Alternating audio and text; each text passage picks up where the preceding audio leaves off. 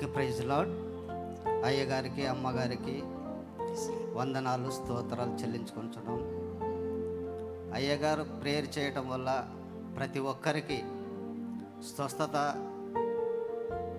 ఏ విధమైన కార్యములను ప్రభువు అయ్యగారి ద్వారా జరిపించినందుకు ఆయనకు వందనాలు తెలియజేస్తున్నాను. అలాగే అమ్మగారికి కూడా వందనాలు తెలియజేస్తున్నాం. మాది కర్నూలు జిల్లా, మంత్రాలయం మండలం, 52 బ్రాసాపురం. ఇంతకుముందు విజయవాడ వచ్చాను. అప్పుడు నా భార్య రాలేదు. బళ్ళారికి వచ్చాను, నా భార్యను తీసుకొని వచ్చాను.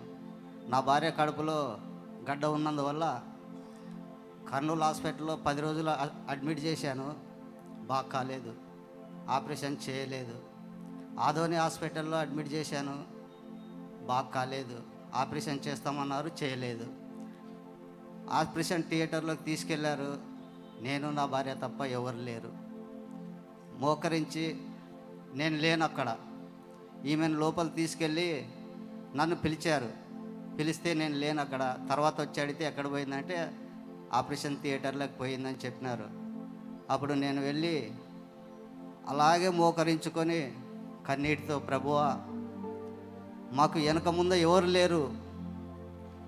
అయ్యగారు ప్రేయర్ చేసినందువలన తండ్రి, అదే రీతిగా మీరు మా మధ్యన ఉండి నా భార్యకు మీరే తోడుగా నీడుగా ఉండి తండ్రి, ఏ ఆపరేషన్ లేకుండా నా భార్య తిరిగి బయటికి రావాలని నేను నిన్ను వేడుకొంచున్నాను తండ్రి అని మొరపెట్టుకున్నందుకు ప్రభువు అదే రీతిగా బయటికి తీసుకొని వచ్చాడు. ప్రభు నామానికి వందనాలు స్తోత్రాలు. ప్రభుకే మహిమ కలుగును గాక. ఇప్పుడు మంచిగున్నారా? మంచిగున్నారు. ఆపరేషన్ పడలేదు? లేదమ్మా. దేవుడు ముట్టి స్వస్థపరిచాడు. గట్టిగా చప్పట్లు కూడా దేవునికి స్తోత్రం చెప్దామా? హల్లెలూయా. భోంచేయాలంటే లేదు, కూర్చొని లేవాలంటే లేస్తే నొప్పి. అట్లాంటిది బళ్ళారిలో తీసుకొచ్చిన అక్కడ బాగైంది. అక్కడ నుంచి ప్రేయర్లో బాగైంది.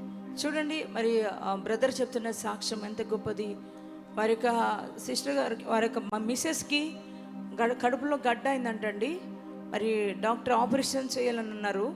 అయితే వారి భార్యని బళ్ళారిలో జరుగుతున్న మరి మీటింగ్స్కి, మరి మేము అక్కడ బళ్ళారి మీటింగ్స్కి వెళ్ళాము. అక్కడికి వెళ్ళినప్పుడు బళ్ళారి తీసుకొచ్చారంట. మరి భార్యని తీసుకొచ్చి దైవజనులతో ప్రార్థన చేయించుకున్నారంట. ప్రార్థన చేయించుకొని వెళ్ళిన తర్వాత హాస్పిటల్కి తీసుకొని వెళ్ళారు. తీసుకొని వెళ్తే వాళ్ళు మరలా చెక్ చేయకుండానే ఆపరేషన్ థియేటర్ తీసుకొని వెళ్ళిపోయారంట. తీసుకుని వెళ్ళిపోతే మరి సహోదరులు అక్కడ మోకరించి, దైవజనులతో నేను ప్రార్థన చేయించుకున్నానయ్యా, నా భార్యకి ఆపరేషన్ పడదు, నేను నమ్ముతున్నాను. మరి ఆపరేషన్ లేకుండానే నా భార్య హీల్ అవ్వాలి, మరి నేను సాక్ష్యం చెప్పుకుంటున్నాను సహోదరుడు అనుకున్నారంటండి.